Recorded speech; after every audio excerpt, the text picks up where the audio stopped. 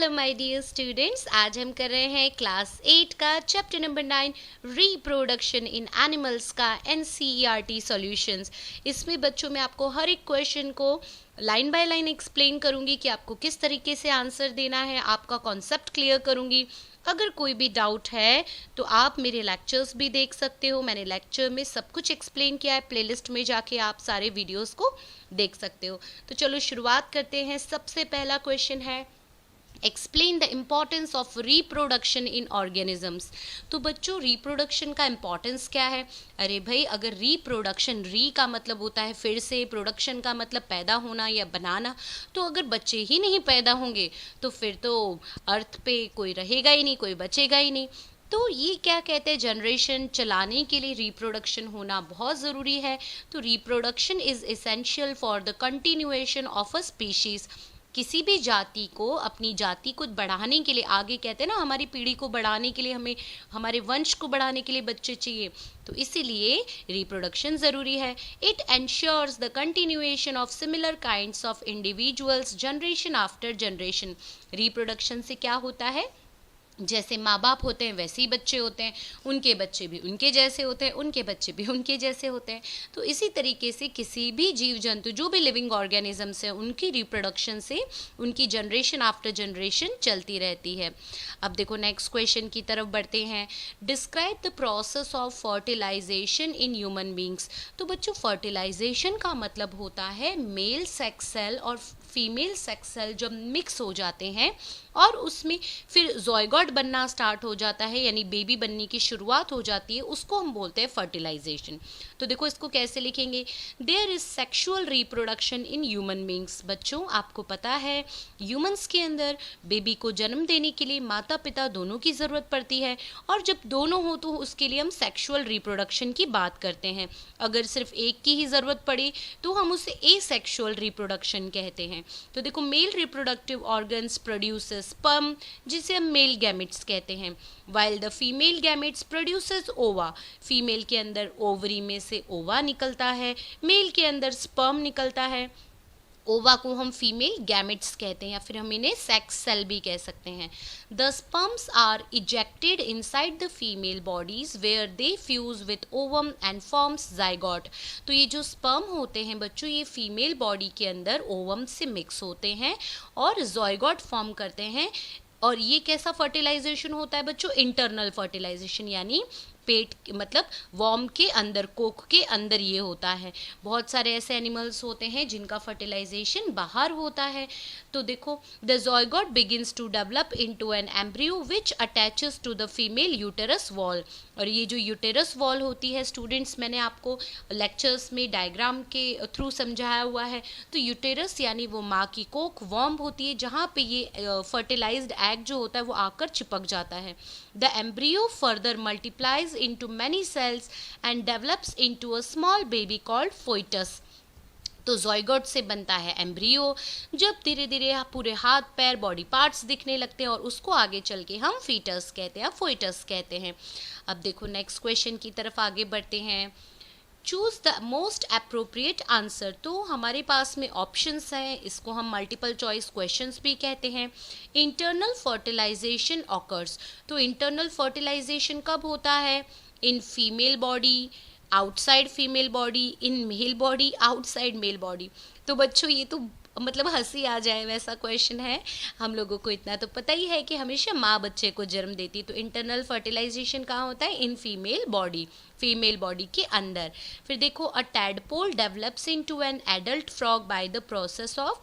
Tadpole यानी छोटा सा मेंढक धीरे धीरे कैसे बड़ा होकर एडल्ट फ्रॉग में कन्वर्ट हो जाता है। तो ये जो प्रोसेस होती है इसे हम बोलते हैं बच्चों मेटामॉर्फोसिस।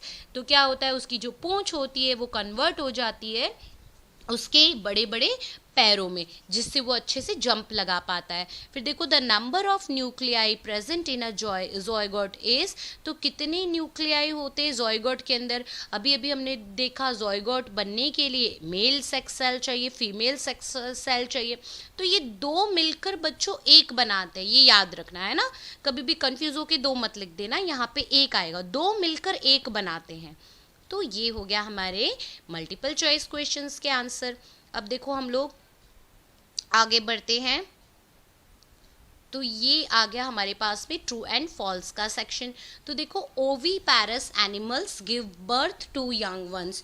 तो ओवी पैरस जो होते हैं वो कभी भी अपने बच्चों को जन्म नहीं देते हैं, ठीक है। तो ये याद रखना है। वीवी पैरस जो होते हैं उनके अंदर इंटरनल फर्टिलाइजेशन होता है, वो अपने बच्चों को जन्म देते हैं। तो ये फॉल्स स्टेटमेंट है। Each sperm is a single cell. तो स्पर्म एक सिंगल सेल होता है, बिल्कुल होता है, मेल सेक्स सेल इसे बोलते हैं। तो ये स्टेटमेंट ट्रू है। External fertilization takes place in frog. तो अब एक्सटर्नल फर्टिलाइजेशन होता है क्या फ्रॉग के अंदर, ये हम लोगों को देखना है। अब आपको मैंने लेक्चर्स के दौरान भी समझाया था कि फ्रॉग, जो फीमेल फ्रॉग होती है वो क्या करती है बच्चों, वो अंडे दे देती है। मेल फ्रॉग उन अंडों के ऊपर आके बैठ जाता है और अपने स्पर्म को उसके ऊपर डाल देता है। इससे क्या हो जाता है, फर्टिलाइजेशन हो जाता है अंडों के अंदर। तो ये स्टेटमेंट बिल्कुल सही है। अब देखो नेक्स्ट देखते हैं।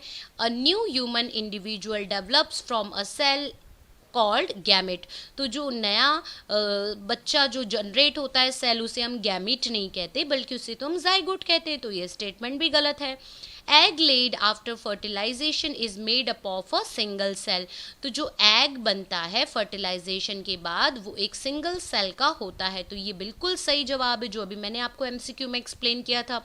मेल का सेक्स सेल और फीमेल का सेक्स सेल मिलके एक नया सेल बनाते हैं। Amoeba reproduces by budding. तो ये बिल्कुल गलत जवाब है। अमीबा कभी भी बडिंग नहीं करता है, हाइड्रा बडिंग करता है। अमीबा तो क्या करता है, खुद को डिवाइड कर देता है 2 हिस्सों में। अब देखो, तो ये स्टेटमेंट फॉल्स हो गया। Fertilization is necessary even in asexual reproduction.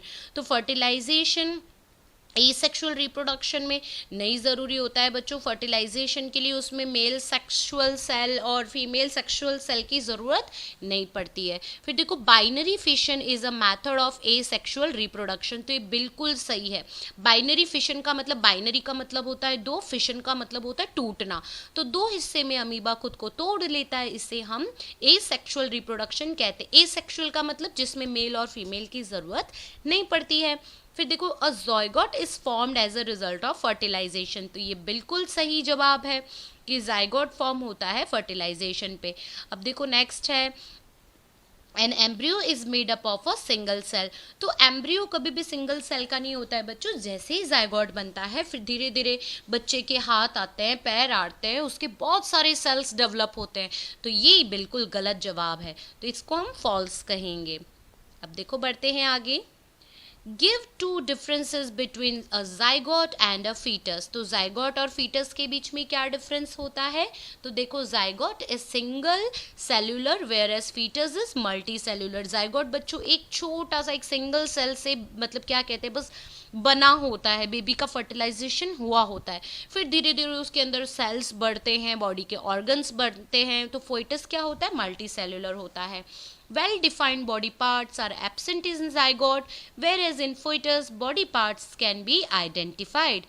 तो fetus में हम लोग body parts को पहचान सकते हैं।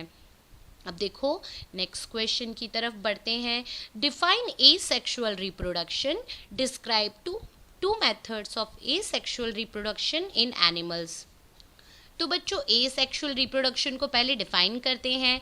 Asexual reproduction is a mode of reproduction in which only one parent is involved to reproduce offspring. तो जिसमें सिर्फ एक ही माता पिता की ज़रूरत होती है, यानी एक ही पर्सन काफ़ी होता है रिप्रोड्यूस करने के लिए, इसीलिए हम इसे एसेक्सुअल कहते हैं। सेक्सुअल में दोनों की ज़रूरत पड़ती है, मेल एंड फीमेल की। In asexual reproduction the offsprings produced are exact copies of their parents. अब खुद मम्मी में से या पापा में से ही, पापा की बॉडी में से ही अगर कोई बनेगा तो बिल्कुल वैसी की वैसी एग्जैक्ट कॉपी ही होगी ना। तो देखो, it is generally observed in very small sized organism. तो जो बहुत छोटे साइज के ऑर्गेनिजम्स होते हैं उनके अंदर ये होता है sexual reproduction. Binary fission, budding, fragmentation, ये अलग अलग उनके नाम हैं। तो चलो दो एग्जाम्पल में बडिंग और बाइनरी फिशन ले लेते हैं। बडिंग हाइड्रा का स्टूडेंट्स मैंने एक्सप्लेन किया था। हाइड्रा जो होता है उसकी धीरे धीरे छोटी सी बड निकलती है, फिर वो बड बड़ी होती है, अपने आप डिटैच हो जाती है, टूट के नया हाइड्रा बन जाता है। तो in this mode a part of organism starts bulging out. Bulging मतलब फूल कर थोड़ा सा बाहर निकल जाता है। Slowly it grows and develops into a separate individual. तो ये होता है हाइड्रा ईस्ट के अंदर। फिर बाइनरी फिशन में क्या होता है, अमीबा सबसे बड़ी एग्जाम्पल है। ये क्या करता है, खुद को बीच में से आधा आधा कर देता है, मतलब डिवाइड कर देता है खुद को इनटू टू हाफ्स, मतलब दो आधों में। Organism that reproduce through binary fission are bacteria and amoeba. तो आपने देखा होगा ना, एक से दो, दो से चार, कैसे बैक्टीरिया जल्दी से हो जाते हैं। अब देखो नेक्स्ट क्वेश्चन देखते हैं। In which female reproductive organ does the embryo get embedded. तो बच्चों एम्बेडेड का मतलब होता है फिक्स हो जाना, तो ये हो जाता है वॉल ऑफ यूटेरस। तो इसको हम वर्म भी कहते हैं, वर्म WOMB, या फिर माँ की कोख भी कहते हैं, जहाँ पे 9 महीने तक जो बेबी है वो फर्टिलाइज होता है, प्लेसेंटा, जिसको हम बेबी पाउच कहते हैं। अब देखो what is Metamorphosis, give example. तो बच्चों मेटामॉर्फोसिस एक चेंज है, एक प्रोसेस है। तो देखो the transformation of the larva into an adult through drastic change. एकदम से पहले तो पूंछ होती है, अचानक से पूंछ गायब हो जाती है, मेंढक बहुत बड़ा हो जाता है, जंप करने लगता है। तो इस तरीके की जो प्रोसेस है उसे मेटामॉर्फोसिस कहते हैं। Metamorphosis is a biological process. भाई ये अपने आप होती है, कुदरती होती है, बायोलॉजिकल प्रोसेस है, which involve sudden and abrupt changes in the body structure of the animal by cell growth and differentiation. तो ये अपने आप होती है और लगभग सभी के अंदर एक जैसी भी हो सकती है, थोड़ी सी डिफरेंट भी हो सकती है। एब्रप्ट चेंजेस मतलब लगभग समान, और सेल ग्रोथ भी होती है, डिफरेंशिएशन भी होता है। It is generally observed in amphibians and insects. तो जो लोग ज़मीन पे होते हैं, इंसेक्ट्स में, इन सब में होता है। तो हम लोग ले सकते हैं एग्जांपल फ्रॉग्स एंड बटरफ्लाई। तो पहले बटरफ्लाई है ना, छोटा सा लार्वा होता है जो पेड़ पत्तों पे क्या करता है, घूमता रहता है, फिर अचानक से उसके पंख आ जाते हैं और फिर वो उड़ने लग जाता है। तो इस तरीके से अब देखो differentiate between internal fertilization and external fertilization. Internal fertilization यानी अंदर जो होता है, जो मतलब मैमल्स यानी जैसे माँ होती है, ह्यूमंस में माँ अपने बच्चों को जन्म देती है, 9 महीने तक पेट में रखती है। एक्सटर्नल मतलब जिसका फर्टिलाइजेशन भी बाहर होता है, मेल और फीमेल गैमेट जो होते हैं वो बाहर ही मिक्स होते हैं। तो देखो fusion of male and female gametes takes place inside the body. Internal fertilization में मेल और फीमेल के जो गैमेट्स होते हैं, सेक्स सेल होते हैं, वो बॉडी के अंदर मिलते हैं। एक्सटर्नल में क्या होता है, फ्यूजन जो होता है वो आउटसाइड द बॉडी होता है, मेल एंड फीमेल के गैमेट्स का। Less number of eggs are produced, बहुत ही कम होते हैं। देखो ना ह्यूमंस के एक बच्चे होते हैं, किसी को ट्विंस हो जाते हैं, किसी किसी को 3 हो जाते हैं बस। लेकिन यहाँ पे एक्सटर्नल फर्टिलाइजेशन में तो बहुत सारे नंबर ऑफ एग्स हो जाते हैं। एग्जाम्पल हो गया काऊ, डॉग, ह्यूमन, तो ये हम इंटरनल फर्टिलाइजेशन में आ गए। एक्सटर्नल फर्टिलाइजेशन में फ्रॉग हो गए, फिशेस हो गई। तो ये आपको ध्यान रखना है बच्चों। अब देखो लास्ट और वो भी बढ़िया पजल वाला क्वेश्चन, तो कंप्लीट द क्रॉसवर्ड पजल। तो देखो यहाँ पे the process of fusion of the gamete, तो इसको हम क्या बोलते हैं, तो साफ साफ दिख रहा है, इसको हम फर्टिलाइजेशन कहते हैं। द टाइप ऑफ फर्टिलाइजेशन इन हैन, तो हैन माने मुर्गी, तो मुर्गी के अंदर कैसा फर्टिलाइजेशन होता है, तो मुर्गी के अंदर इंटरनल फर्टिलाइजेशन होता है। अब देखो आगे बढ़ते हैं। The term use for bulges observed on the sides of the body of hydra, तो वो जो बल्जेस होती है उसे हम क्या बोलते हैं, बर्ड कहते हैं। तो ये याद रखना है, बर्ड्स कहते हैं। फिर a type of fission in amoeba, तो बाइनरी फिशन होता है, अभी अभी मैंने बताया था। फिर बाद में यहाँ पे देखो sperms are produced in these male reproductive organ, testis के अंदर फॉर्म होते हैं। ठीक है, टेस्टिस मेल रिप्रोडक्टिव ऑर्गन पता है ना आपको, टेस्टिस के अंदर फॉर्म होते हैं, टेस्टिस। ठीक है, मेल रिप्रोडक्टिव ऑर्गन होता है। अब देखो नेक्स्ट क्वेश्चन क्या है, तो नेक्स्ट क्वेश्चन है दीज एनिमल्स ले एग्स। तो ये कौन से एनिमल्स जो एग ले करते हैं, तो यहाँ पे देखते हैं 4th नंबर में ओविपोरस। ठीक है, ये रहा 4th नंबर इज ओविपोरस। तो स्टूडेंट्स आप यहाँ पे इसको अच्छे से देख सकते हैं, ये देखो फर्टिलाइजेशन, टेस्टिस, बर्ड्स, इंटरनल, फिर ये हमारा oviparous, zygote, binary and ovary. तो आप इन चीज़ों को अच्छे से लिख सकते हैं, इस पज़ल को, और इसको लर्न भी कर सकते हैं।